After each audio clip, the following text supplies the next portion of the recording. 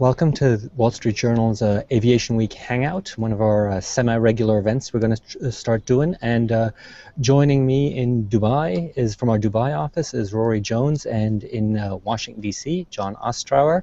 I'm Robert Wall. I'm the aerospace reporter in London. And we've got three topics we're going to try to cover today. We'll talk about the continuing saga on XM reauthorization. We'll talk a bit about Etihad and its equity stake taking spree around the world, the latest being, of course, Alitalia. And then we'll look a bit about the next airplane to come into service, the 787-9.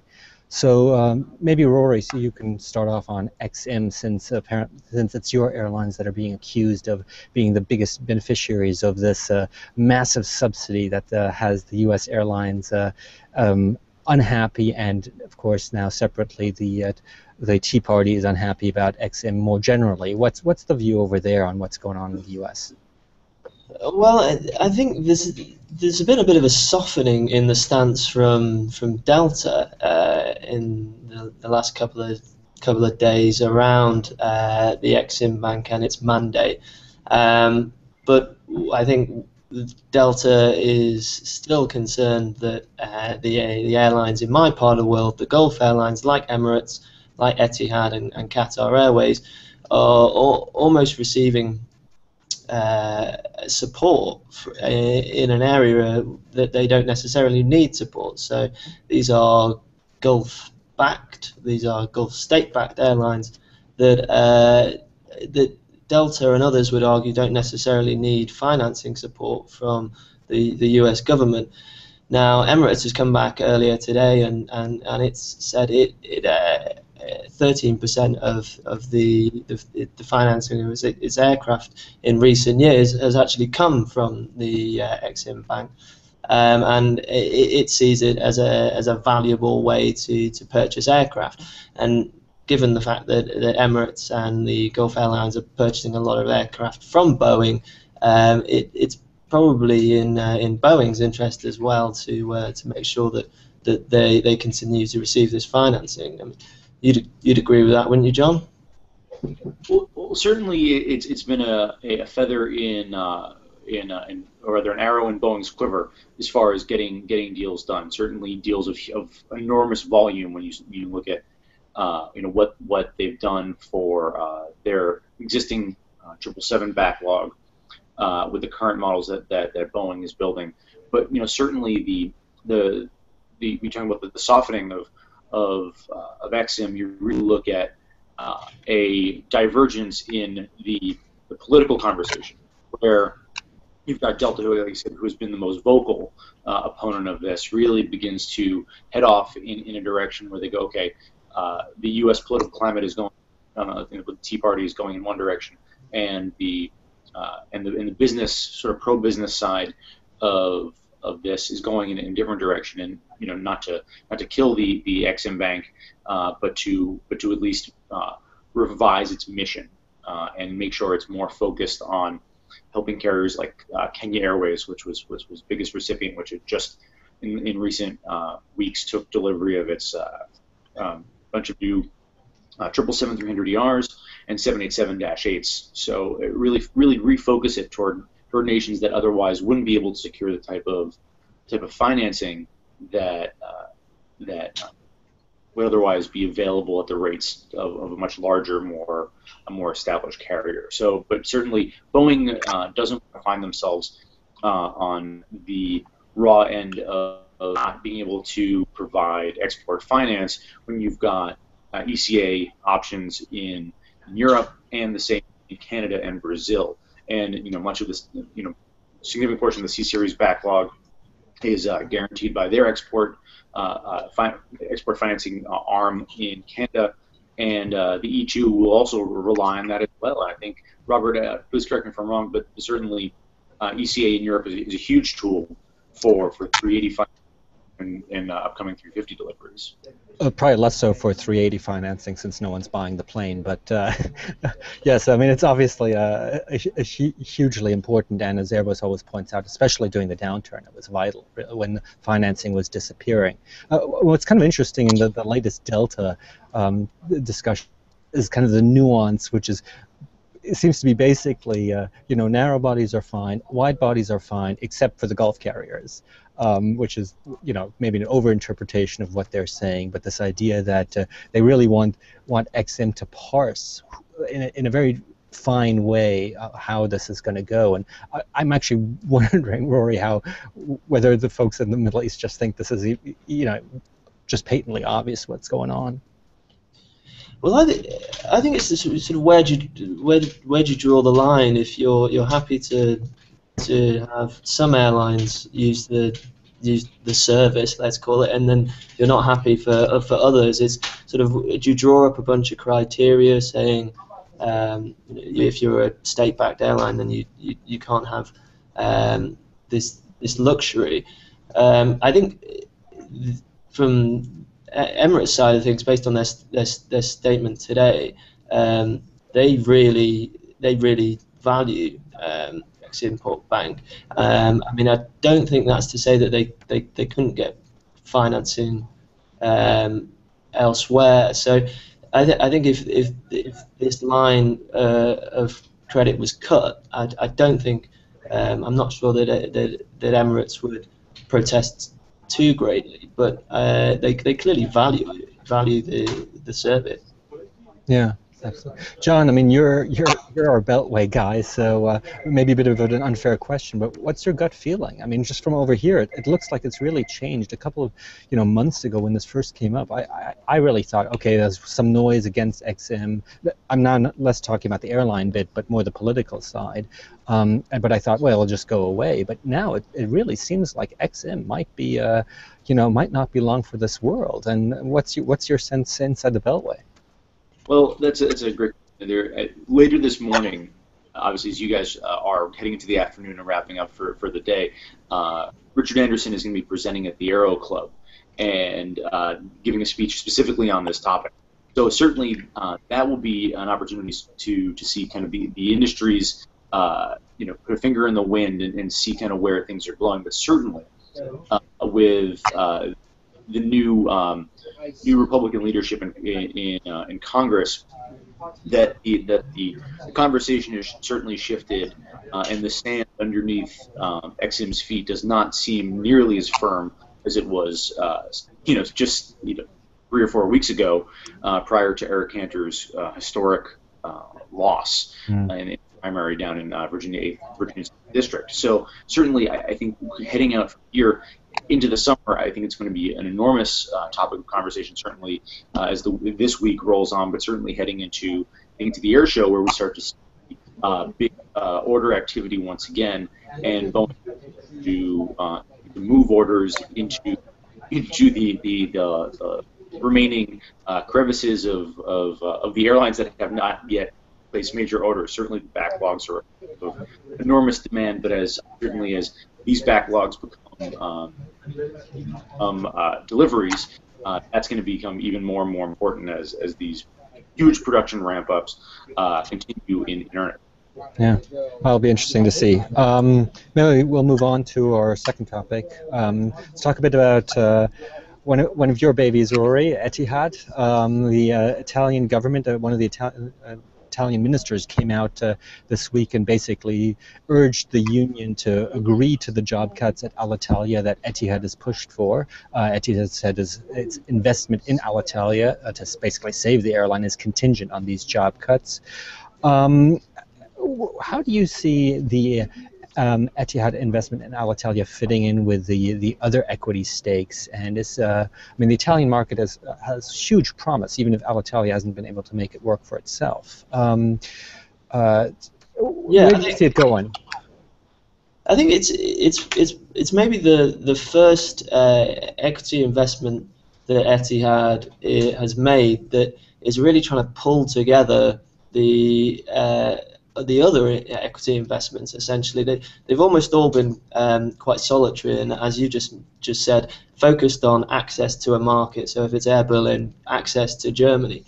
But here we're going to really see if this deal does go through. We'll see Etihad invest in Alitalia, but then it will also leverage the benefits of having invested in Air Berlin and having a partnership with Air France KLM, and so that it can try to use to leverage the network of all of those carriers and all of the equity investments it's now made into Europe to build that network. So I think it's quite an important piece in their European puzzle, particularly as Etihad is the smallest operator from the Middle East into Europe out of the big Gulf airlines. Yeah, I mean, interesting as you point out the Air France connection. I mean, in addition to doing the work with Air France separately on revenue sharing, they've obviously, Air France still has a stake in Alitalia. So, assuming they keep that and Etihad moves forward with its big stake, they have a natural another venue in which they need to talk and cooperate. You wonder if this will lead to something larger down the road. Yeah, absolutely. Go on, John. Roy, I'm curious, and also a question to Robert too. What does this look like in 5 years? And what is Etihad 5 years from now? Certainly, we have a good sense of where it is going to be 5 years from now with its growth strategy. But do we see some type of non-aligned network here that begins to take shape against the big three alliances? Is that where this is headed as far as moving these airlines out of One World and SkyTeam into something maybe totally new? I think there's lots of different facets to that question. I mean, one of them is that this is, as you could call, the first alliance that is, or non-aligned alliance that is based on equity investment. And so what James Hogan, the chief executive of Etihad, has argued many times, and I'm sure will argue again and again, is that brings other benefits that you don't get to being an alliance. So you can cut costs as a team that you're not doing as an alliance, and you can order planes in bulk and leverage those economies of scale from buying more aircraft. You can joint procure on seats on planes or on engines, and so you're lowering the cost base across the board for each member of this equity alliance, which I think, and so I think to begin with, what Etihad's trying to do is trying to feed people into its network so that it can try and catch up with the other airlines in this region. But I think in the long term, perhaps what we'll see in 5 years, as you've said, is the real benefits of this equity alliance could come from that joint procurement, from the joint buying, from the cost synergies that you develop from that, and as you say, build a sort of a fourth alliance that's crept under the radar. Yeah, and I think that, I mean, the problem with the alliances has really been the cost synergy. They've been delivering revenue synergies, but not really so much on cost synergies. But John, to kind of get back to answer your question, I think really a lot will be dependent on what happens here in the EU, which is now looking at foreign ownership and control rules. I'm worried that despite the although Etihad, and they're not the only investment they're looking at, but although they're still minority stakes, are they getting undue power over the people they have the stake in? Essentially, does Etihad control Air Berlin, even if it doesn't have a controlling stake, just by virtue of Air Berlin needs the money? And so if the European Union cracks down on that, it could somehow really torpedo Hogan's efforts. If they don't, then like Rory says, they might be building something really interesting. And I think there's the opposite argument to that though as well, Robert, around freer markets essentially, and the liberalisation of the aviation industry. I mean, James Hogan might in the back of his mind be thinking, okay, well, every other industry in the world seems to have become a lot more liberalised, and there's less interference by governments, and so perhaps eventually Etihad might be able to, those rules might be slackened, and Etihad might be able to increase its stake in some of these airlines, and almost act as a sort of lobbyist globally for freer markets and for consolidation in the industry. Wow. Good luck with Um, that. I mean, liberalization has been, unsuccessfully pushed for how many years? So, but maybe maybe James Hogan could pull it off. Um, let's move on to our last topic. Speaking of pulling things off, 787-9. Virgin Atlantic announced its first routes. It's going to be the first European carrier to fly it. They'll fly it to Boston, I think, is the first route. Announced a bunch of others, but good time to talk about the Dash 9. John, the newest Dreamliner, a bit larger. Is it going to have the same problems as the 787-8, or will this be a different baby? Certainly, Boeing is hoping that it's going to be a lot smoother than the Dash 8. I think that just watching the Dash 8 go into service in its first two very event in 2012 and 2013 showed us that there were times when you saw everyone on the airplane and some of the natural teething troubles that come along with a new airplane colliding with one another and becoming a very, very public. And certainly that culminated at the beginning of last year with the series on an ANA and JAL flight. And that certainly set the tone for sort of the 787-8's entry into service. So Boeing has just completed what has effectively been a stealth aircraft certification. I mean, it wasn't until the very when there were some questions about some certification exemptions, which were ultimately granted by the FAA, about how this whole process unfolded. I mean, it was as smooth a development process as Boeing has had since probably the 777 freighter back in 2008, which went off virtually without a hitch. And essentially, this airplane will deliver for Air New Zealand, which has been waiting for very long years for its 787-9s to really revamp its entire network. And that will probably happen either contractually sometime this week or next. And then that'll be followed by the actual handover of the airplane to happen just before the Farnborough.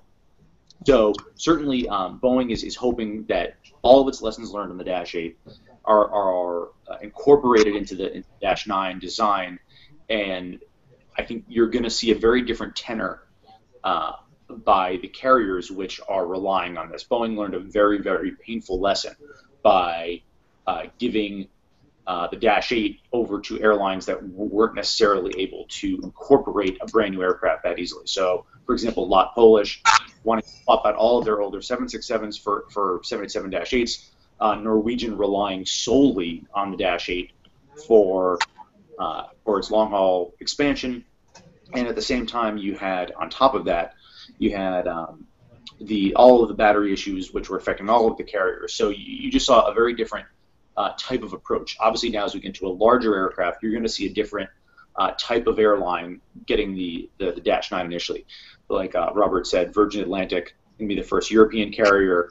United will get theirs. ANA will get theirs, and obviously Air New Zealand to start. So it's going to be a big test for Boeing and avoid the mistakes. But certainly the Dash 9 already shown itself to be a smooth performer when it comes to just certification and getting it ready for service. Rory, how's the 787 now viewed in the Middle East? I think Etihad's the largest customer, isn't it? After the orders they placed in Dubai last year, I could be wrong about that, but I think I think Qatar's the biggest customer actually. Don't quote me, but I think Qatar has about 70 on order, and Etihad I think has about 50. So I think I mean Qatar I think particularly is very excited about the aircraft. I think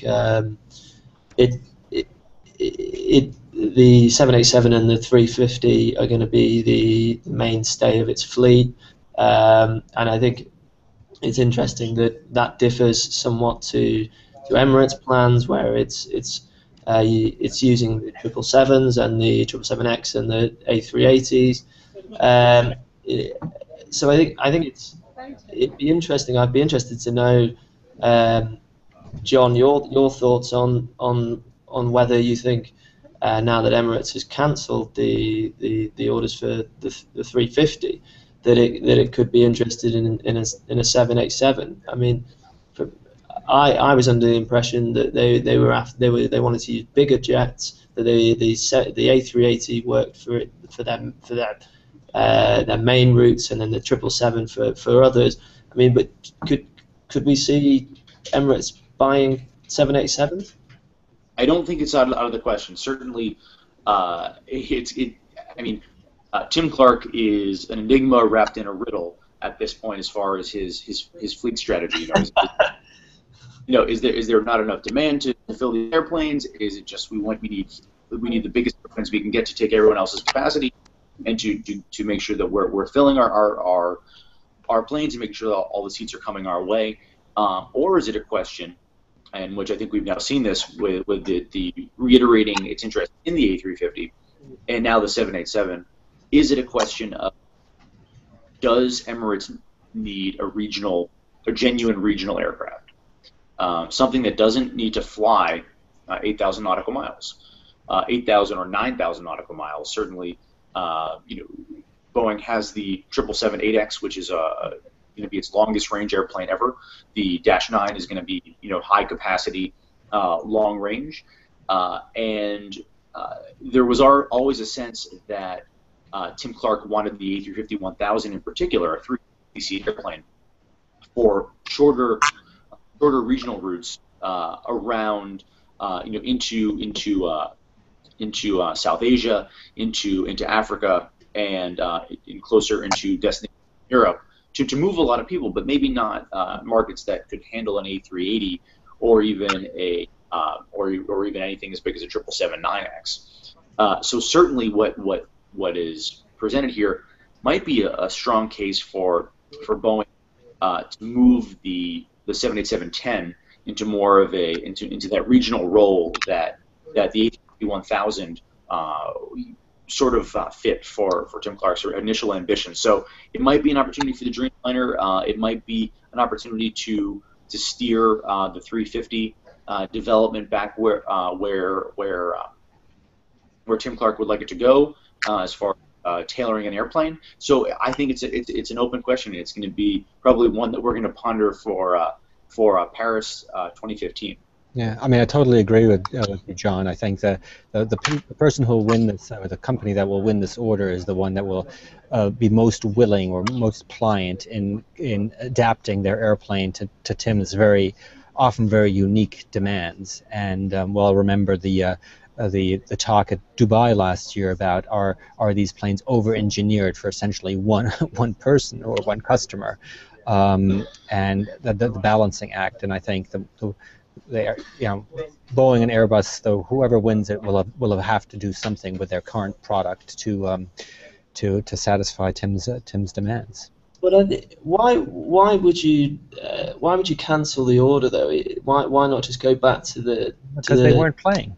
I mean, he probably wanted changes. He wasn't seeing the changes being made, and what better way to remind someone in Toulouse that he has a lot of purchasing power than by saying, "Hey, here's a $6 billion order you no longer have." So it seems a fairly effective technique to me, and I'm sure he's not really. Doesn't he run the risk though of paying a higher price though? Now the list prices are higher and the demand's higher for the aircraft. I mean, I can understand that. If Tim is going to buy 70, 80 airplanes, he's going to get a decent discount, right? And so I'm not really sure he's why. I mean, and from his perspective, look, I'd rather pay a bit more for the airplane I want than pay a bit less for an airplane that I think doesn't work for me. So I wouldn't. I'm not going to bet against Tim Clark. It's a great game of brinkmanship though, if he is playing that game. It is indeed. I mean, that's what he specializes at. I think certainly you look at the dueling ambitions in the Middle East, whether it's Akbar, Mr. Hogan, or Mr. Clark, fighting for supremacy about which manufacturer they can bend to their will, and certainly. The one thing that didn't happen in 2007 when the A350 order was first announced was there was no 787-10 then, and the whole development was coming off the rails at the time. So certainly it's a very different world today as far as the kind of pricing, Boeing and Airbus can offer, having seen the lessons of the 350, the 380, getting into the 350 development, and having seen the 87. So he might not get as good a price, but certainly having two people on either end of the negotiating table vying for his business won't hurt him by any means. Right. And maybe he'll even get export guarantees. Exactly. Anyway, well, let's leave it at that. John, Rory, great to do this with you, and we'll do it again. Thanks. Thanks, guys. Bye. Yes.